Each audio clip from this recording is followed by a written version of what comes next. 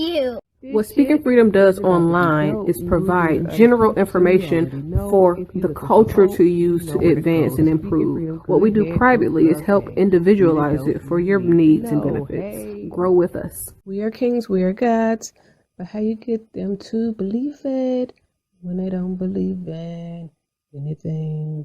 We're going to save some lives in this lifetime. We haven't church in a while. Like God's doctor in the streets, the Holy Ghost used me to set them free. If love is the new religion, the hate is sinning, we stay winning. Just handling God's business, we ain't tripping. No bread to be dipping. Cause we're speaking freedom, giving you the answers to be free. We use the client to develop, to grow, and to bring out the best in themselves. We are simply a tool to help you learn how to make better decisions. Not just one decision, not just today, but for the rest of your life. Encouraging each person through each trial and tribulation.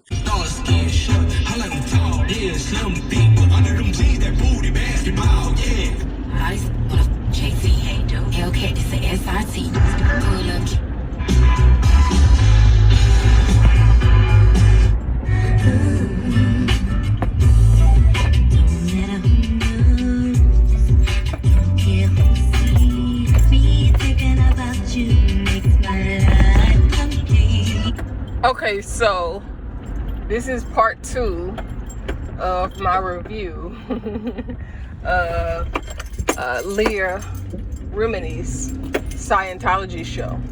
So, first off, I have been to Clearwater once or twice. I've driven through Clearwater several times because I've had to go to the St. Petersburg VA a couple of times when I used to live in Florida, and I had no idea what the hell click it or ticket. I don't know why that's so funny to me every time I do that. Anyways, I had no idea. One, until recently, I really didn't know what Scientology was for real. I have not been a fan of the news for several years. And I don't know if I remember hearing anything about Scientology when I did used to watch the news. And maybe I should watch the news just a tad bit, but it'd be so depressing and so bad news. And I know that a lot of it is engineered reporting, and the rest of it is just, a play on fear, I believe. So that's why I really don't like to watch the news now.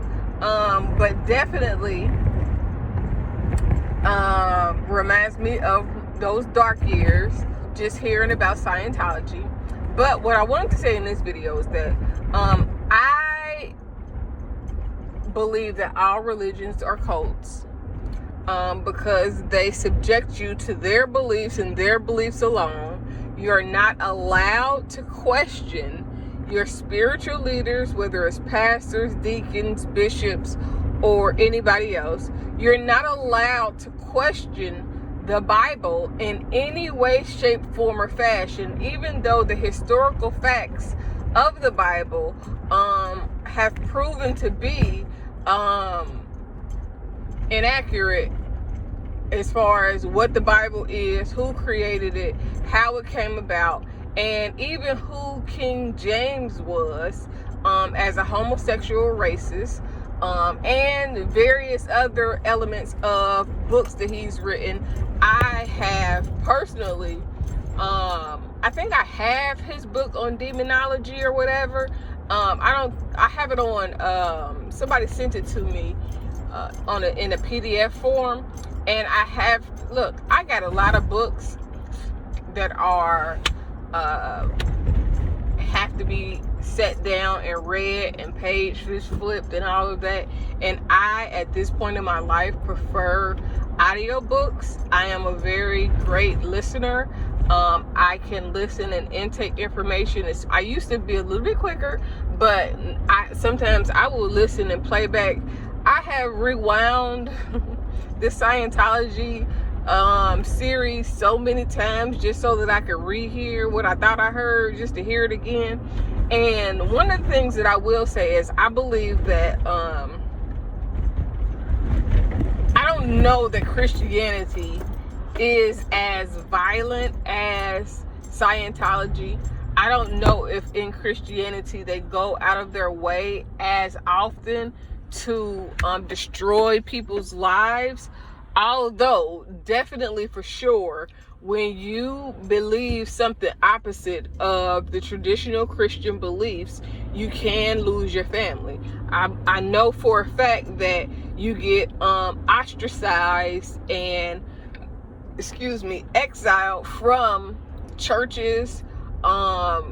They will treat you and tell lies about you and all of those things to make people not want to talk to you or be around you. They definitely will tell people that you are trying to take people away from the church, and they will make people believe that you are the enemy of a church or of God when you don't agree with what pastors and people of their religion say, think, or speak. Now, and I don't believe that it's just my old church that shuns people that question religion. I believe that the way that most pastors come about being pastors is they go to, well, some of them become pastors in prison or start learning about the Bible in prison or get into trouble, and then they go in to start being pastors. Or they, you know what I'm saying, start ministries, and it starts out as an outreach, and then the outreach ministry grows so much that they have, quote unquote, no choice but to begin to start a church and begin leading people. But 95% of these people are indoctrinated into spiritual leadership as pastors, bishops, and deacons. That means that these are people that have been raised into Christianity their entire lives. They've been brainwashed to believe the things that they've been told to believe, and they function in a way in which they've been taught. So for my old pastor, I love him. I promise I do. Like, a genuine love and care for this man as a human being I exist within me. Like, I see past the religion. I see him as a human. Whatever extra shit that he was doing, I understand it on a human level. When before I used to be like, that nigga, this, because on a spiritual level, what he was teaching didn't align all the time with what he said that we were supposed to believe, or his actions underlying. But this is not about him. He's a great person. However, and I say he's a great person because literally I used to be around him, talk to him, hold conversations with him. And what I will say is that the same way that any ordinary man is subjected to temptation and people trying to get close to him and trying to manipulate him, and pastors are subject to those same type of things.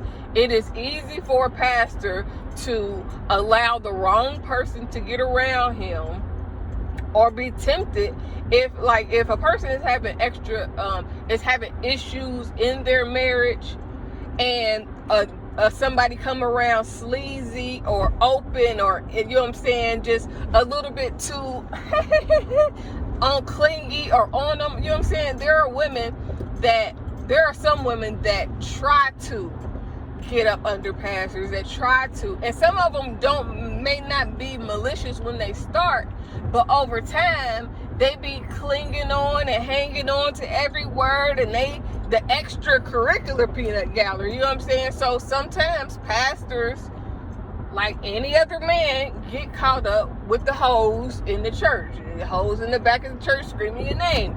If you are an attractive leader and you lead well, then women will be attracted to you. If you give any hints that something is going on in your marriage, or if it's something going on in your marriage and nobody knows, but you got people around you that are attracted to you, that see you as celebrity or anything like that, then the temptation is a little bit greater, because one, you're thinking, first off, there ain't nobody gonna find out because this person is not gonna tell nobody, but the truth always comes to light. And then the other part is that, you know, like, you're susceptible. Jesus could have been susceptible if he would not have, and we don't know that Jesus never did nothing wrong or never did nothing that was considered a sin in God's eyes. They highlight the highlights of Jesus' life. So I'm not going to act like Jesus was perfect. I always say Jesus was not perfect in the standard in the eyes of man, because Jesus did everything that was opposite of the religious beliefs that the Sadducees and the Pharisees wanted him to do, and that is the reason why he got crucified. He was only perfect in God's mind, in God's eye, based on the stories that we've been told, because he was following what God had planned for his life. He did everything with grace, mercy, love, compassion, and all those things to align with God's purpose for his life. So a lot of these people are indoctrinated. They go to these churches, they learn all of these do's and don'ts about religion, and then once they reach a certain status quo in those churches, then they end up going off and starting their own churches.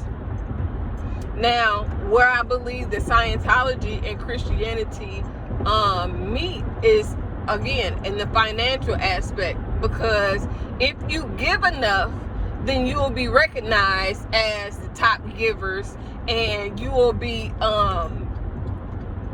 shown favoritism within the church because you are a giver. So that means that the pastors and leaders will play a little bit closer to you. You will have a little bit of you might be called into meetings that people that don't give will never get a chance to attend because they don't have the money to give. So there are special meetings when you give a lot.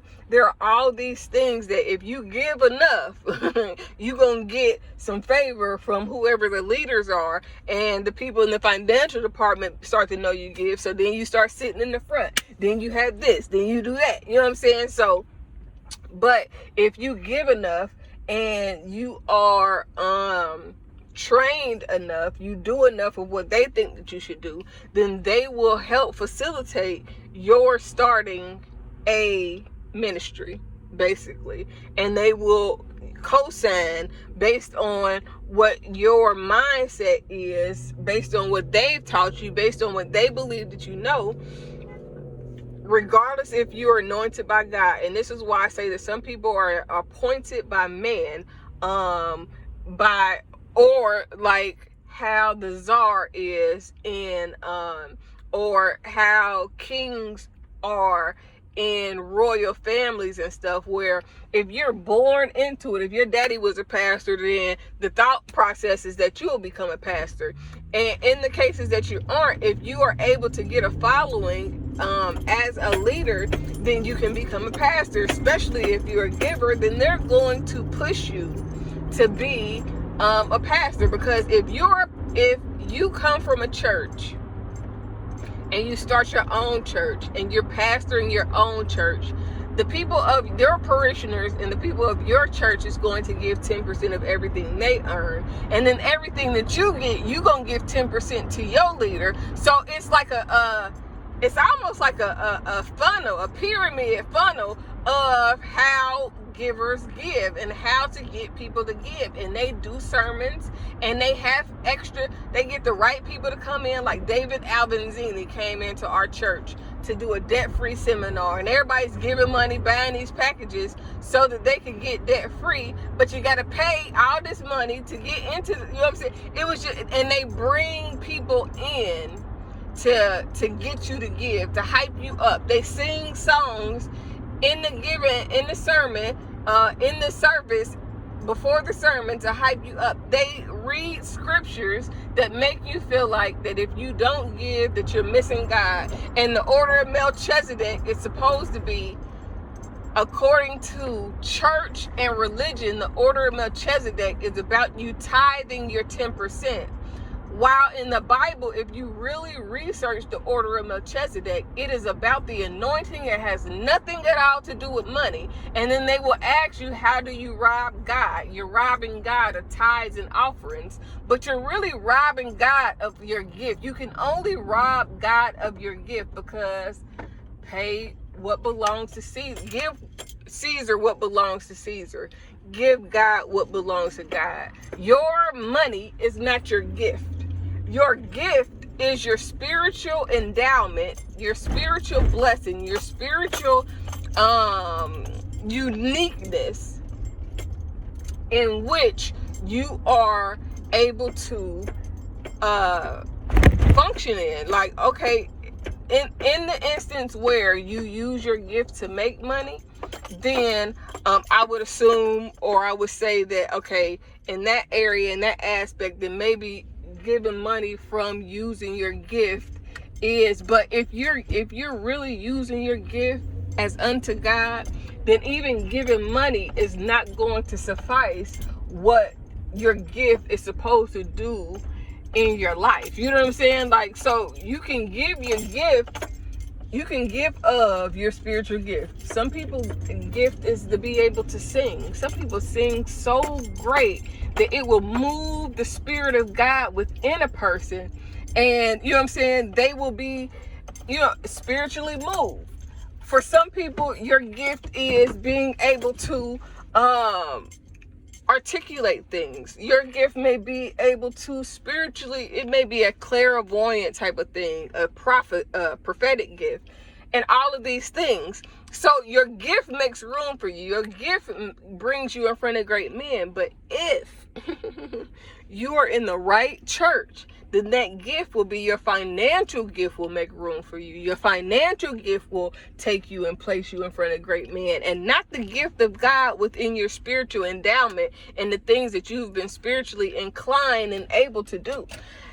So a lot of people are indoctrinated into being a pastor, and that's where I say it is. You got God appointed, God anointed, and man appointed. Some people are appointed by a man, by a person, to say, you know what, I think you're charismatic enough. I think that you run game enough. Basically, I think that you are a people person enough to get people to follow you, to give to you. And then once you go and start your church up under me, then that church, this is why I say it's like a pyramid, because you start your church up under another church, and then with up under that church, you might have 5 or 6 church leaders that start a church up under the main church. And then up under that person may have 2 or 3 churches up under them. And then another person may have 2 or 3, you know what I'm saying? And then all of these people are giving into the head church, because whoever starts, you know what I'm saying, they giving into whoever their leader is, and then their leader is giving into their leader, and then their leader is giving into their leader. And it's like a pyramid scheme, because whoever's at the top gets the most based on how many people you get to give up under you.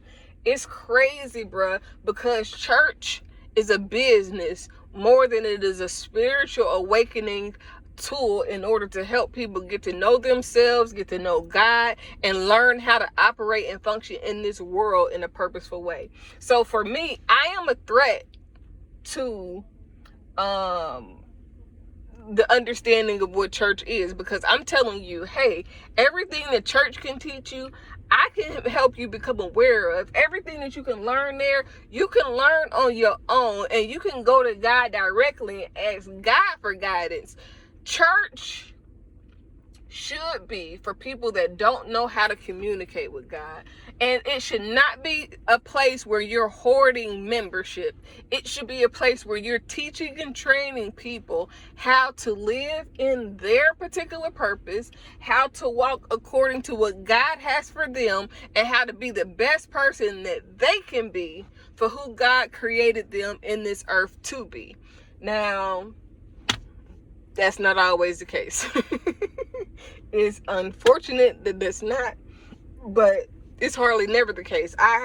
It is very rare that you see somebody go to church for years and leave church equipped to be a better human, to be a better teacher, to be a better helper of people in the community. The goal of church is membership. The goal of God is souls. It's a whole totally different thing, because just because you are a member of a church and you tithe, that does not mean that your soul is aligned with what God has in mind for you on this earth. And it's crazy, it's sick, but a lot of churches use God to influence their business. So that's why when you see people scamming people in the name of God, they don't feel no way, because they know the churches do it all the time and every day. You know what I'm saying? So, but the purpose of this particular video was to say, I don't know if Christianity is as abusive, although a lot of Christian crusades started with, including in the Bible, including how they got here in America. A lot of those Christian crusades is a matter of them going and killing people and doing all of these things in the name of God in order to get people to follow Christ. And they will go and they will wreak havoc on people, on communities, on lands. And it's like how the Pilgrims came. They came and prayed with the Native Americans and then took the land. You know what I'm saying? They enslaved people. The reason why so many people, black people especially, are Christians is because in enslavement they had no choice but to learn the Bible. That was the only book they was able to read for a long time. And then Christianity and religion, it helps people to be in control. It's a mind control organization. It helps, it makes it easier for the government to do what the government does, because they're controlling people based on their train of thought. And one of the things that they tell you in the Bible is specifically obey the laws of the land. So whatever they tell you to do, you gotta comply or die, basically. So I'm gonna do more videos on this as I continue watching. I'm actually on episode 8. I just got to episode 9 when they're talking about Clearwater, and the shit crazy. But it does not surprise me, because those are the type of things that go on in church all the time. When you get to condemning people and judging people, and if it ain't my way, it's the highway, and you can't question nothing that nobody say, that is dictatorship. A lot of these churches are dictatorship organizations where somebody is dictating to you what you can and what you can't do. And if you do anything opposite of what I say, then you are out of the will of God, and you need to get out of here and go a different direction. You cannot come here if you act like this. You cannot do this if you do, you know what I'm saying? Like, and it's really, really, really, really sad. But as a person that has left, when I left Christianity, I left like, I cannot believe that I fell for this. It's a cult. They thought it was just the church that I was going to.